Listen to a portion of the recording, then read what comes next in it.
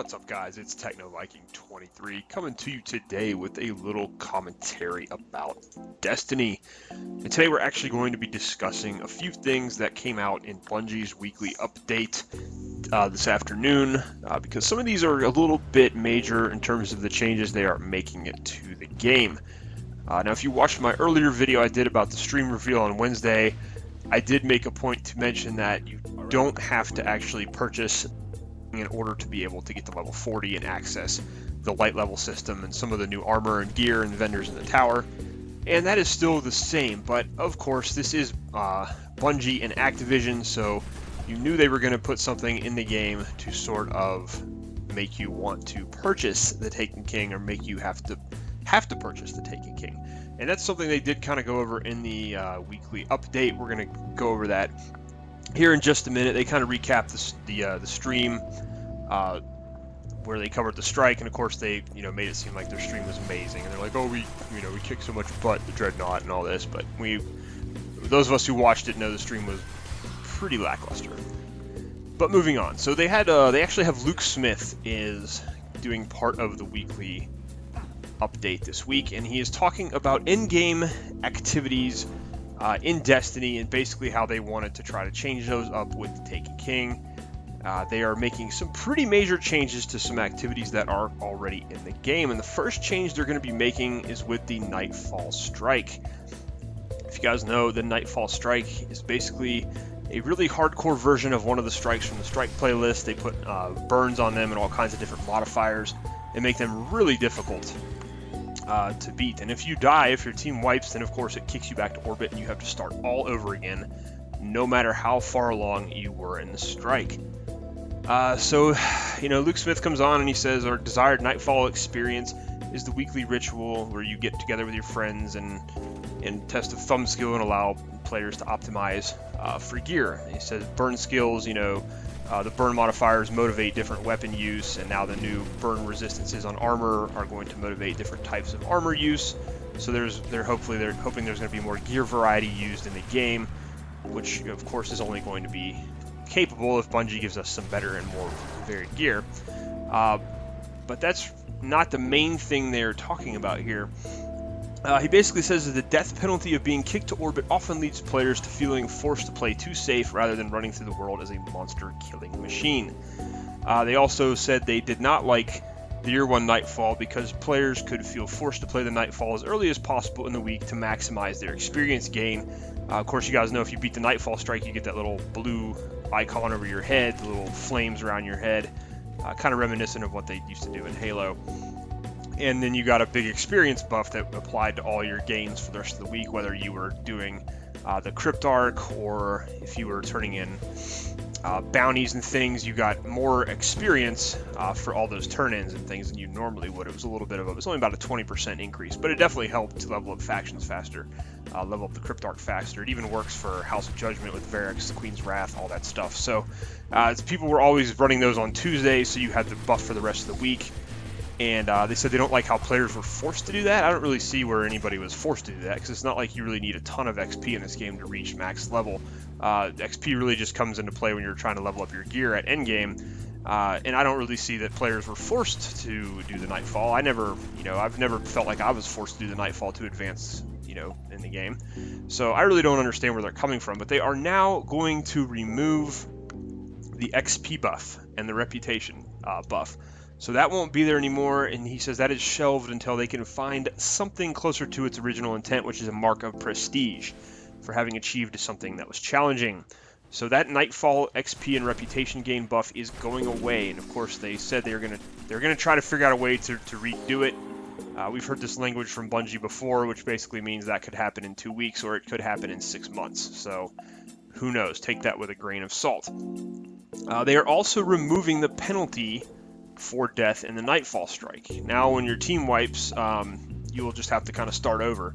You don't have to go all the way back to orbit, so you'll be starting over at a checkpoint, and it's going to have a system like the raid now, where if you die there's a 30-second timer on it so that you cannot be revived, and that's kind of how the normal mode raid works.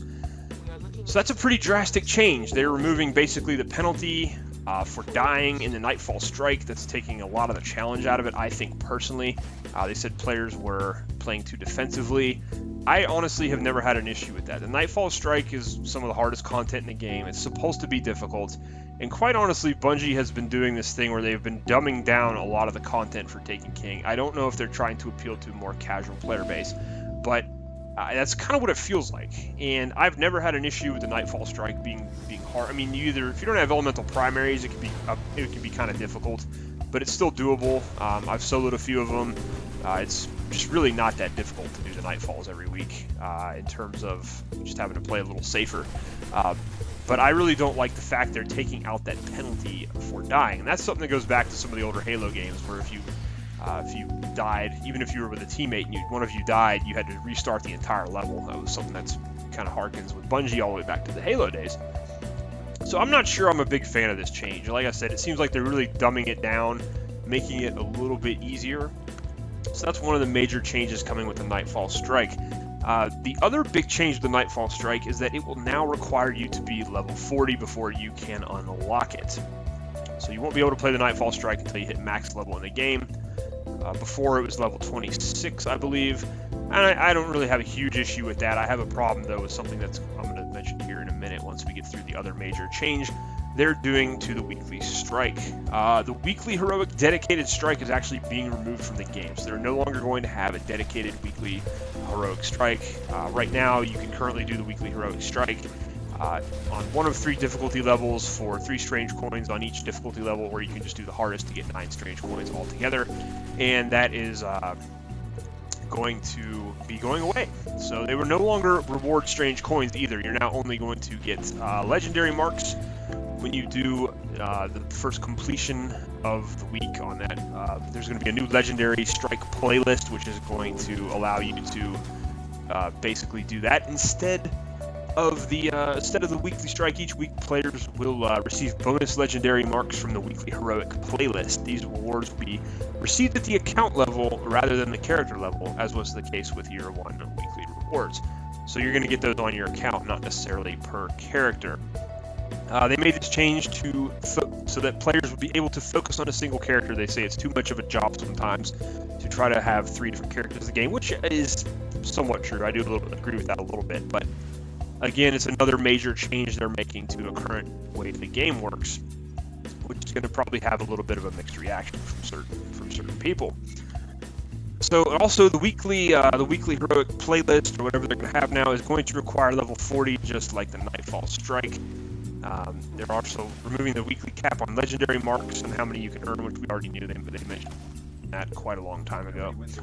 They are going to guarantee a legendary engram drop from the character's first clear of a weekly heroic strike, so you'll be guaranteed to get a legendary item from doing that the first time each week. So that's pretty cool. And like I said, there's going to be one thing though I'm going to get to here at the end of this, which a lot of people I think may have a slight bit of a problem with. Weekly PvP, the Nightfall was built as a ritual experience for groups of 3 players for PvE in year 1, and they did not have a good weekly ritual for PvP players. That is true. Once players have completed the PvP intro chain from Lord Shaxx, they will receive access to weekly PvP quests from Lord Shaxx and the PvP Quartermaster. Each week, if you complete Lord Shaxx's bounty called the True Meaning of War, which is going to be a weekly bounty, you will get Nightfall tier rewards. That's pretty cool. That's pretty cool. If you like PvP, and I do enjoy PvP, that'll be pretty nice. But of course, I'm, as of right now, not planning on picking up the Taken King, so this doesn't really apply to me. And that is what I wanted to get onto next.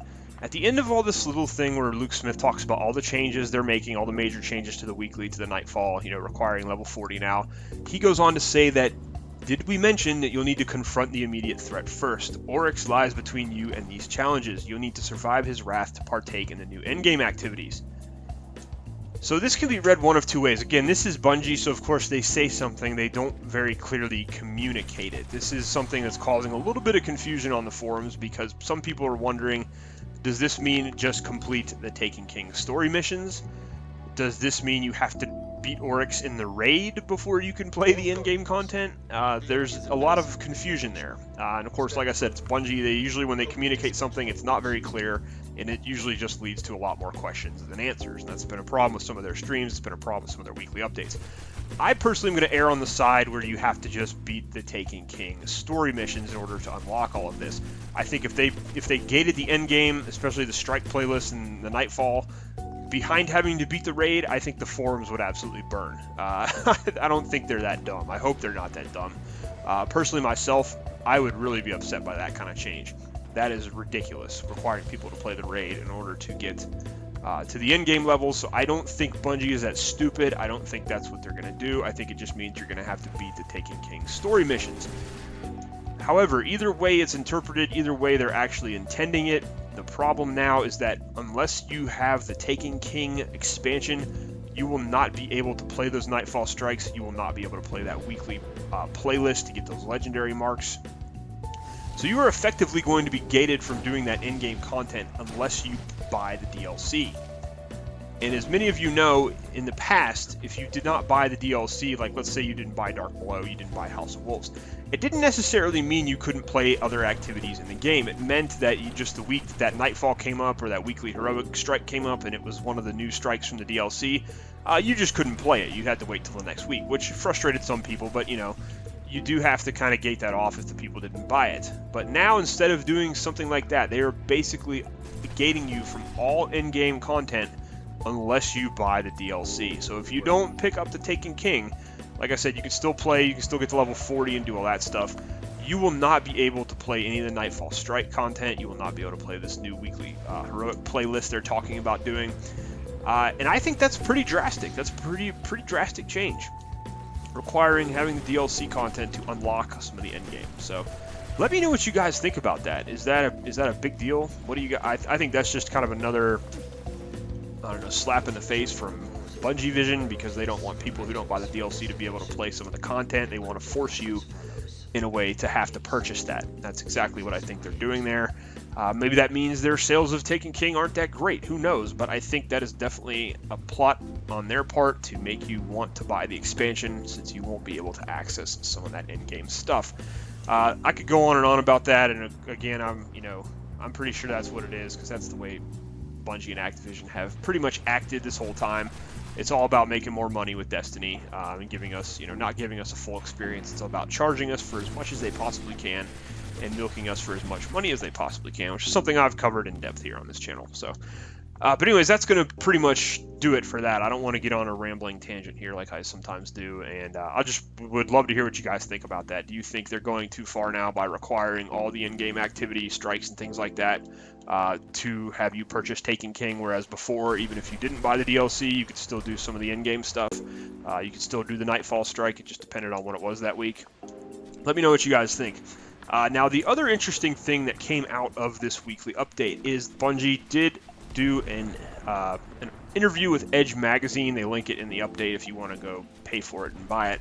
But I've been able to read that online, and they did mention something in there about the whole exotic mess with the Year 1 exotics, and that was something I thought was really interesting.